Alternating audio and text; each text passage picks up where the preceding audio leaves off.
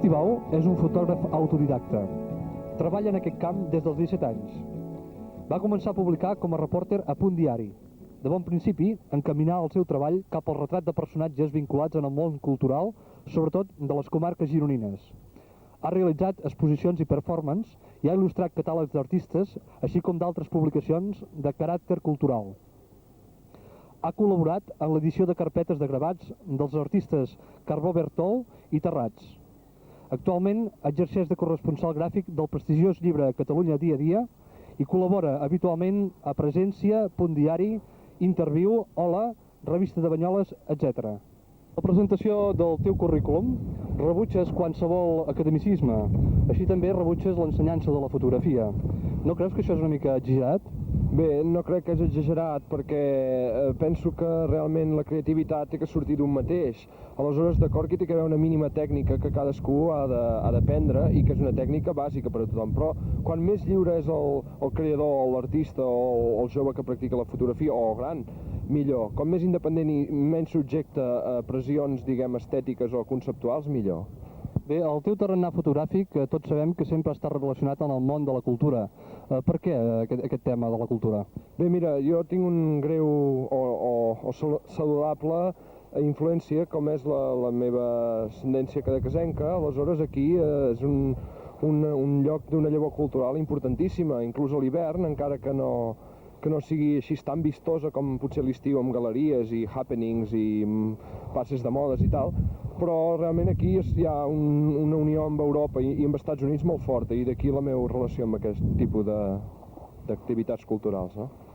Tu creus que Cadaqués ha sigut el lloc que t'ha influenciat més dintre la teva obra? No solament Cadaqués, sinó tota aquesta Mediterrània tan salvatge, tan wild, com es diria en anglès, parodiant al mateix temps l'Oscar Wilde. Però sí, ha tingut una gran influència en mi. Ha tingut una gran influència sobretot al Cap de Creus, les tramuntanades d'hivern. A l'estiu no tant, perquè realment amb aquest allau turístic el que fem és estar molt tancats, o al Cap de Creus amb la barca tot el dia, inclús treballant també, evidentment, però no tan involucrats en aquest món més turístic que es porta, que és molt respectable, no? Mira, si mai es fes un petit museu titulat Moisès Tibaus Museum, quines són les 5 primeres peces que hi col·locaries?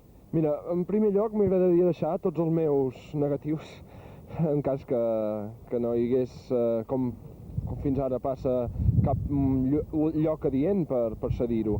Després m'agradaria deixar-li també alguna obra d'en Lluís Güell, tot i que no és fotògraf, algun guaix dels seus, que té molt macos, dels seus diables. Després hi deixaria coses de Cadaqués, objectes màgics que he anat recuperant per les platges, en fi. No sé, i joguets de la infància també. Joguets de la infància són una cosa que m'ha marcat molt a mi. Sí. Canviant una mica de tema, el fet de la participació en solitari aquest any a la Primavera Fotogràfica 86 t'ha representat una fita important per la teva carrera?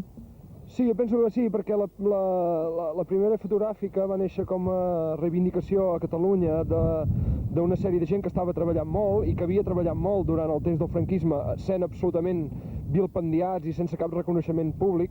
Això no vol dir que tampoc se'ls hagi de portar amb mantells d'or, però vull dir, sí, penso que la situació fotogràfica, gràcies a aquesta Bienal de la primavera, s'ha normalitzat molt. Inclús la gent a Catalunya s'interessa molt més per la fotografia que no pas fa 7 o 8 anys, sí.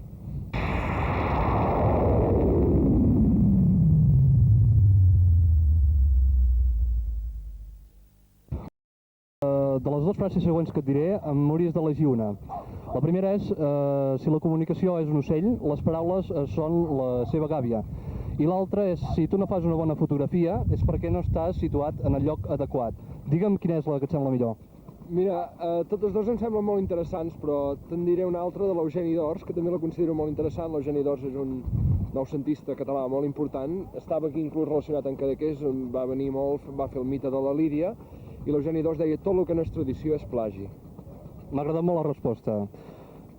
Estava pensant, per tu, què és més important? L'emoció, la tècnica, el sentiment? D'aquestes 3 conceptes, quin és el més important per tu al moment de fer la fotografia? Jo penso que és el moment. La tècnica és una cosa que sempre, majoritàriament, hi ha molt de fotògrafs, sobretot els academicistes, que la posen en primer pla. Jo la tècnica no la considero tant com la idea, com el concepte, i com el que vols dir, que tingui un contingut, i tingui una estructura gràfica. Aleshores la tècnica és suplementària. La primavera fotogràfica aporta moltes exposicions, però deixa de banda potser una cosa important comparat, per exemple, amb el Festival d'Arles, que és la part didàctica, la part on la gent pot practicar, la part on la gent pot ensenyar obra. Trobs a faltar potser a la primavera fotogràfica aquesta segona part de cultiu didàctic?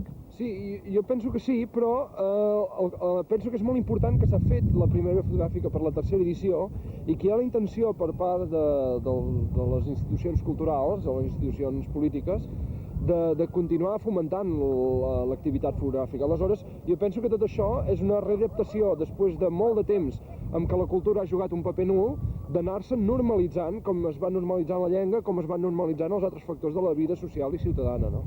Aleshores penso que sí, que irà arribant això sense problemes, no?